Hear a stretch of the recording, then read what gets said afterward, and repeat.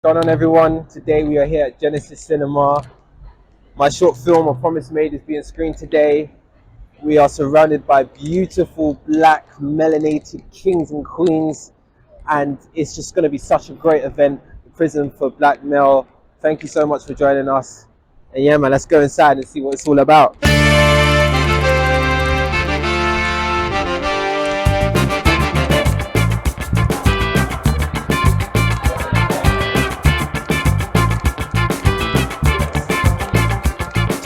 Bruh. Oh my god! And it's where to shake my hand! And it's where to shake. God, stop it, bro. Oh my god.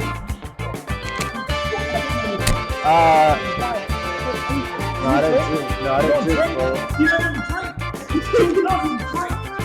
Oh my god!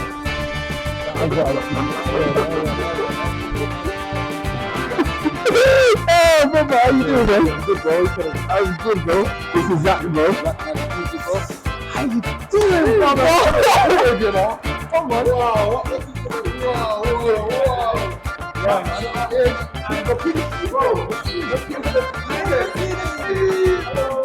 Thank God.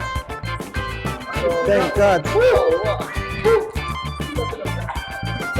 Do you know what? In the group chat, when I say in the group chat, I think I'm gonna be looking dangerously sexy. Wow! Yeah, what? That's what I was playing. That's what I was playing. Alright, listen, bro, we're gonna go up, yeah? You got your ticket and whatnot.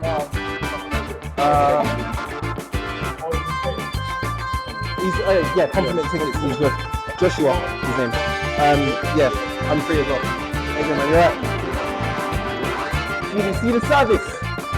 Chef's kiss. Yeah. Come on, brother. You see this? Hang on. Let's appreciate. Come now. Come now. Let me not interfere. Got the cast here as well. Wow! Got the cast here as well. It's looking good, man.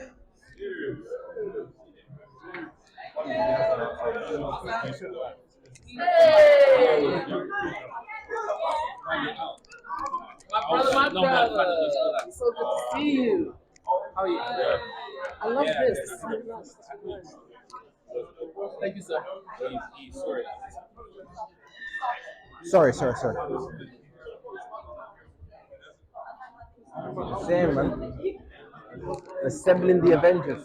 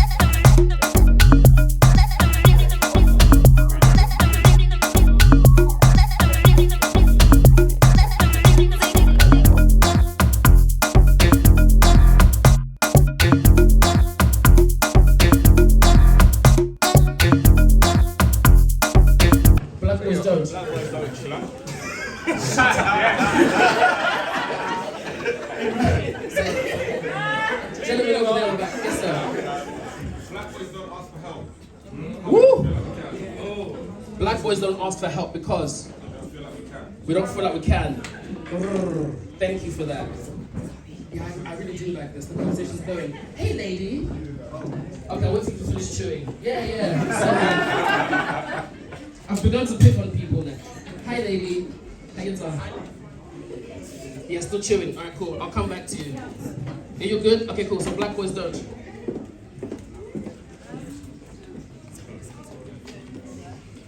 Black boys don't know their worth. Ooh.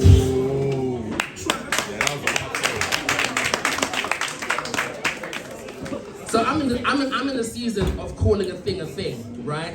And to hear that and to hear what everyone else has shared, that is what I call calling a thing. Ladies and gentlemen, I'm so happy to be here today. I can't wait for us to get stuck in with the workshops. Can't wait to see the films. I've watched all 3. Okay, I'm not talking to Michael at the moment. Where is he? Where's Michael? No, yeah, I'm not talking to him. Yeah, because of the role. No, I'm joking. I love him to pieces. We just met today, but I was like, I'm besotted already. All right, cool. So without further ado, ladies and gentlemen, please give a round of applause for the lovely Misha.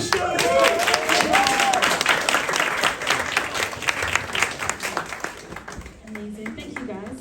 My name's Misha. I'm also a wellbeing practitioner and I work in mental health research as well.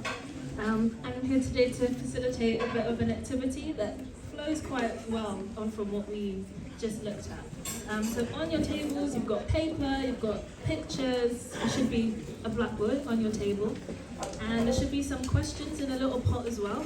And I want us to think about what is it that black boys do. So we've had this whole thing of what don't they? So now we're kind of thinking about, well, in that case, who are they?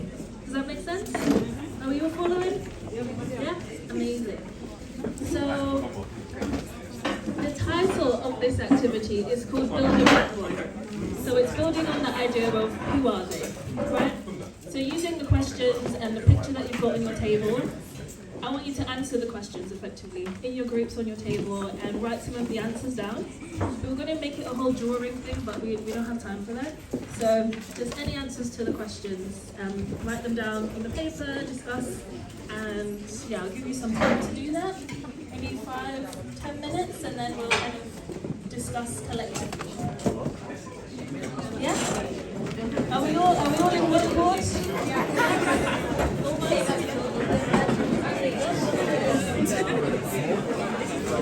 Who's his favourite artist? I don't know anything about artists. I'm thinking I'm not so lost. I don't know. So what do you do? You are the smart ones. But he looks one. What's his weakness? They're the smart ones. How are you?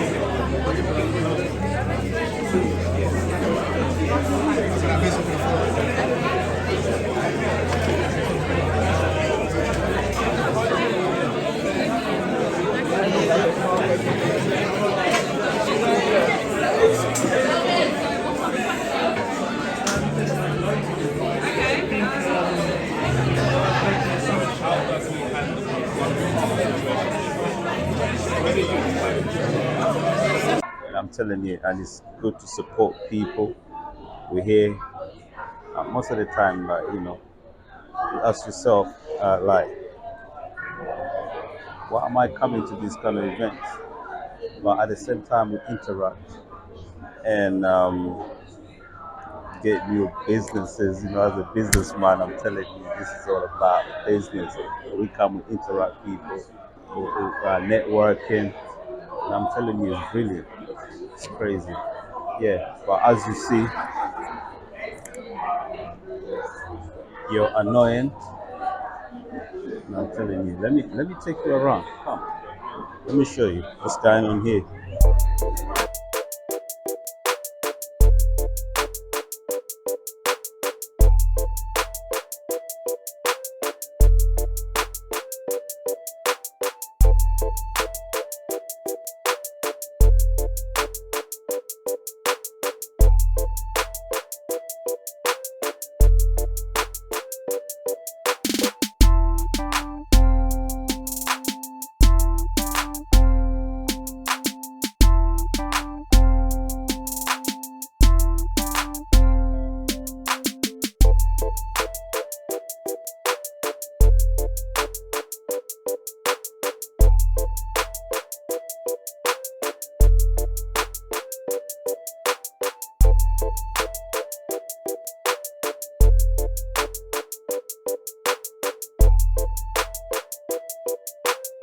And he's feeling himself.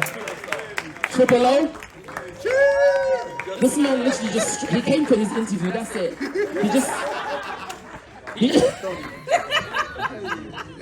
I like this. This is nice. Yes. Oh, but hold on. That top is good though. Gorgeous, good though. Right. Anthony.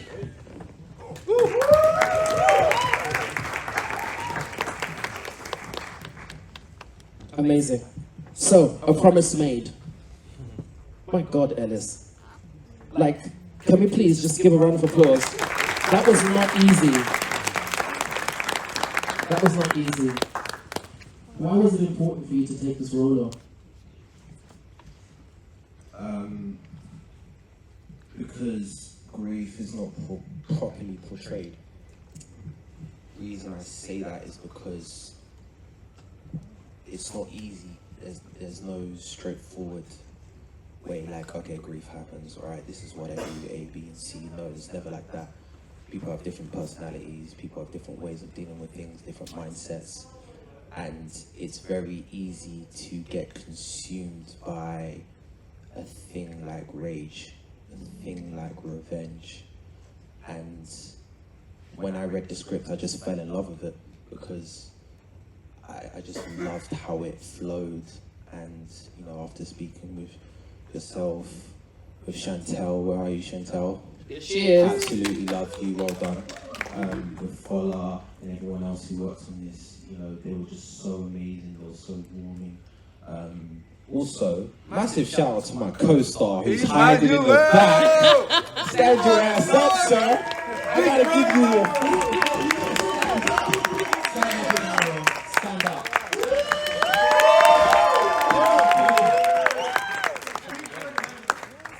No, because it's people like this that really make this thing amazing. And you know, myself as an actor, I can only do so much. It's a team around me that really builds the vision, as you've seen. So this is why it's so important. Amazing. Triple O, tell us about your involvement with this project, and if you could also touch on the importance of delivering these stories. Sure. This is my brother here. Guys, can we give him a massive round of applause? When it comes to issues surrounding the themes that are touched upon in some of these projects, and an event like this makes me really appreciative of the spaces that are created.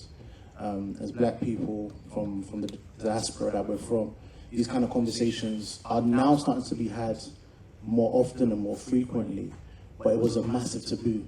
And me personally, some of the things that I struggled with, knowing that these spaces are being created, I'm like, there's a sense of freedom, there's a sense of relief, knowing that we can have these conversations, we can have this kind of dialogue. And when my brother asked me to come down and share some of my experiences, I thought this would be amazing, because what you're doing is amazing. So first of all, congratulations once again, and we celebrate you. But yes, I think it's really important for us to just continue to have the honest dialogue that is needed for the culture. Amazing. Thank you for that. Anthony, so your organization celebrates 10 years this year. We're proud of it.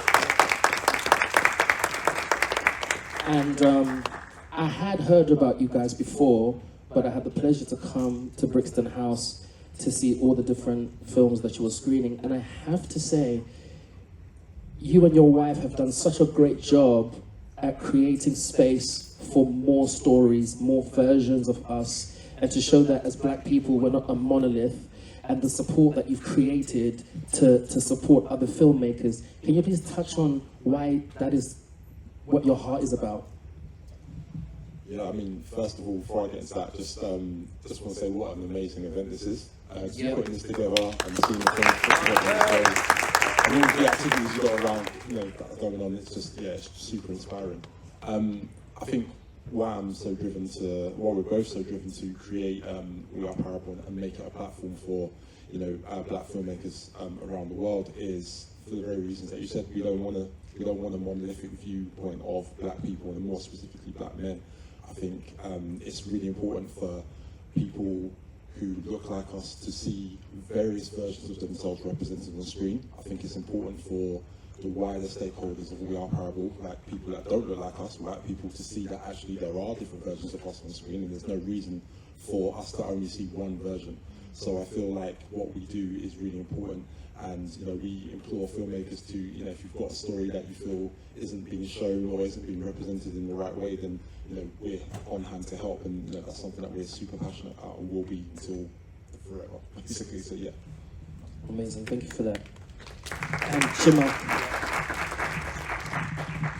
Ellis touched on this a little bit. How did you approach telling a story about grief? Because this is another side to something that we all know. We know somebody in here knows somebody who's been stabbed or shot or something. Each of us, it's a sad fact, but each of us in here, we know somebody, right? But then the side that you showed, you did it with such sensitivity. How did you approach that? It started with a question.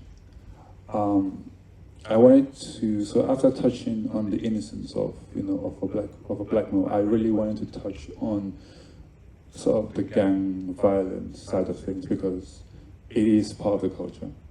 But I wanted to portray a different side of things. I didn't want to show the act. I didn't want to, glamorize it. So the question was, what would drive someone to commit such a heinous act? And also, what sort of checks and balances will they have had to push through to get to that point where they can do that thing? So that's what drove the story I wrote. So I just wanted it to be where the character has this talk or argument with himself, but to drive it home, I wanted the personification of his conscience to be the person who pretty much gave his life to get him out of that life. I'm a Christian, so I knew that, okay, how can I put in sort of the salvation story in it, which is, Christ died to get you out of this. So that also drove the reason why I wrote the film the way, I wrote it. That's why, if you, in the film, Emmanuel says the words, so are you going to waste what I did for you type thing. So I just, because through that, I could emotionally, so that's what drove that. I just wanted to show the struggle that someone would have had to go through that. And, there's a hope at the end where he doesn't go through, instead he learns to go through that grief. You did a phenomenal job, and the way you portrayed the grief towards the end of the film, where did you go? Where did you go? I went to a vulnerable place. Reason why I can do that is because Cass and I, we're talking like we don't know each other, but we go back. We do a lot of emotional well-being work. We do a lot of heart work. And in doing that, oh gosh, how long has it been? I don't know, you said 17. 25 years. 5 years, boy, I haven't got rid of you. No, I went to a vulnerable place because, again, doing the whole emotional heart work thing, you know what triggers you, you know what works for you, you know where to be, basically. And I went to that place, and I haven't been there for a while. I went there because that's what was needed. I went there because I really wanted to show it, this is my opportunity. I said, if we're going there, I'm gonna show out. Go there. You know what I'm saying? And I did it because of what I've been through. I did it because what similar people in different experiences or similar experiences, what they've been through. And I do it to serve. I don't do it selfishly. I do it selflessly. And I'm just really grateful to the team for just taking me on, guiding me, showing me love as well. can only think it goes so well in your head. And then you see it there and you're like, jeez, this is why I bought this suit. You do look dapper, sir.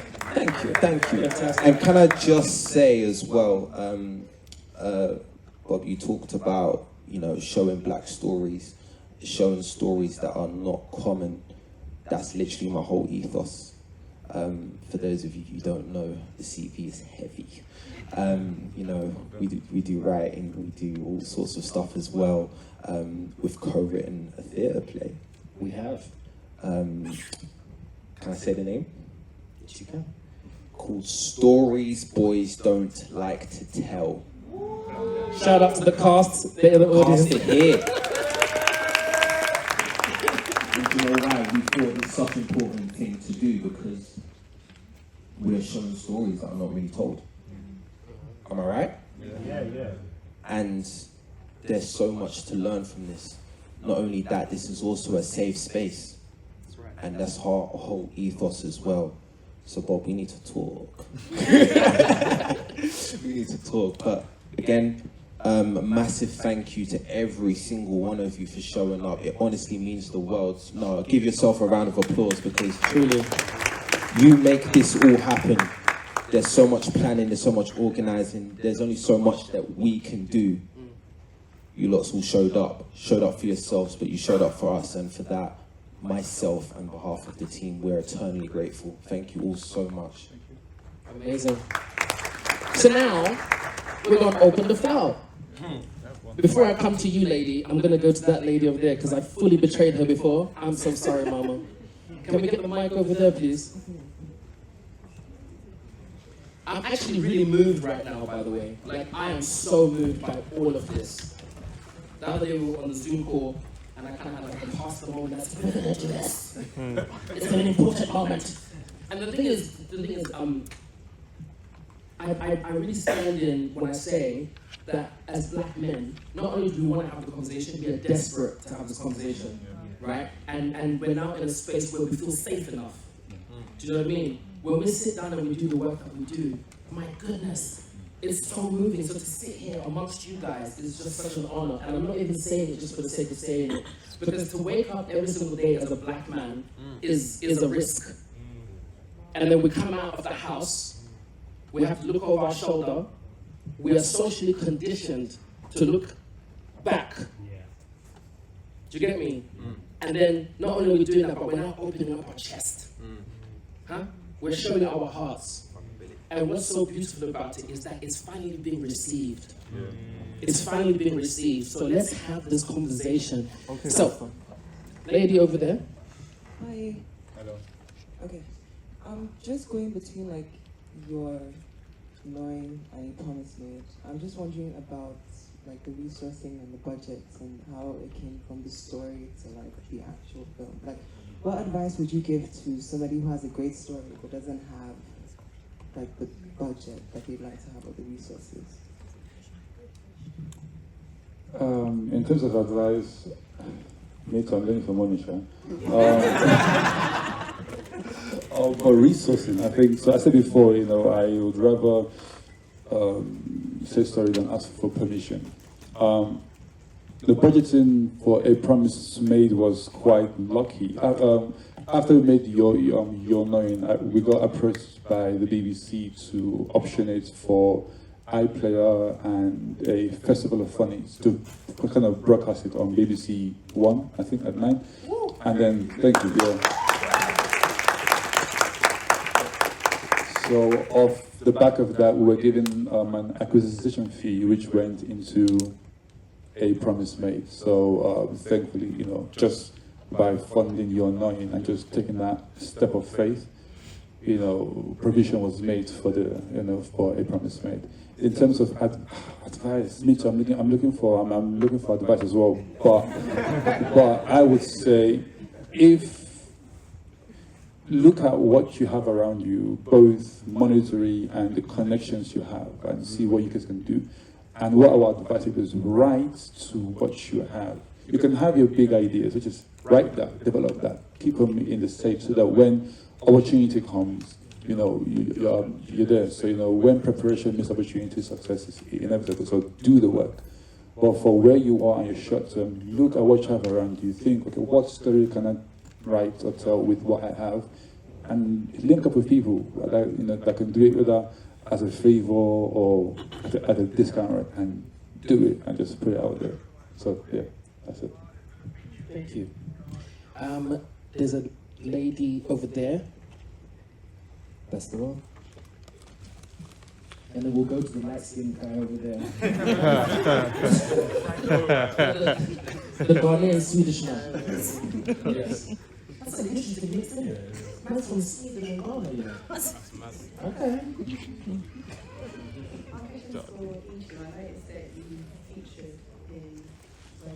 Oh. Yeah. They did make me think of fights and Tarantino if you were doing that. Yeah. So I was just wondering, was it an intentional thing that you did? Or was it just a resource thing? And should we be looking out for your features in future? Oh, it's a resource too, The first one is I just wanted to avoid any wala with copyright and you put my video on your film, so fine. I will shoot some vlog type thing and they'll be watching it on TV. Man. The second one, the person who was meant to play that character, he was following my hand, so I was like, you know what? I just need to walk down the road, innit? Fine. I'll walk down the road. So so it's just a resource thing. I thought I would be like Alfred Hitchcock and have my camera, but nah, I'm not about that life, man. I'm just gonna be behind the camera and say action and cut. That's it. It was a nice touch. The one in You're Annoying. Yeah. That was a nice touch. Because it's like the story's going back and forth. We're like, oh my gosh, and then this guy comes in, and it's the most relevant thing. Does that make sense to you? Yeah. Amazing. Keep doing it. Oh, yeah. Okay, thank you. No, right here. This one. Yeah. You can't miss him. Truly. At the same, I was just going to ask, what for you were the biggest challenges, Chima, in terms of turning the idea and the script into actually having it on screen and all of that? What were the biggest challenges and biggest steps you personally had to go through to make that happen? I heard or read this quote by a writer. He said that I don't like writing, but I like having written. So that's my ethos. Mate, I have ideas upon days, but when I look at a blank sheet of paper, I'm like, yo, chill. You have to take this 3-line, this paragraph, and then write an entire story. I'm like, yo, that is mad. So I always find the beginning hard, but I've realized that once I get into it, I get lost in it. So I kind of lose time. I don't even eat lots of time. Back in the day, my mom would come, see my room a mess. I said, Chima, have you eaten? I said, I'm writing. I said, okay, I should go. So yeah, I think in terms of idea to script, that is the blank page that is always the hardest. But once I start, I do it. I also have I've now developed a template where I just fill in the answers and it helps me have the main point of the story and just makes it easier, so I don't start with a blank page. In terms of from script to screen, it's because I'm quite meticulous in terms of how I direct. There are very specific shots that I want. Fola doesn't like that because it's quite prescriptive rather than descriptive, and he wants freedom. No. But yeah, so it's quite mentally tasking because I'm going over the scene over and over again. I'm watching the film in my head and trying to write it down, and then thinking, does this work? Does this give the emotion that I want? Is it the right shot to portray the relationship between them? So it gets quite mentally tasking, for that. So that's the difficulty from script to script. So the two phases have their sort of difficulties, but thankfully I have a process that helps me make it easier, I guess. Yeah. Thank you. Sorry, bro. Can I just say, when everyone keeps saying Fola, they're not talking about me. Fola in the back is our DOP. Fola, stand up, man. Come get your flowers, bro. Come get your flowers, bro. Give me a round of applause, bro. He's the one that makes us look very good, so. I'm not talking about me. Listen, this has been so special. We're gonna take a bathroom break. It's gonna be 15 minutes, 10 minutes, okay? 10 actual minutes.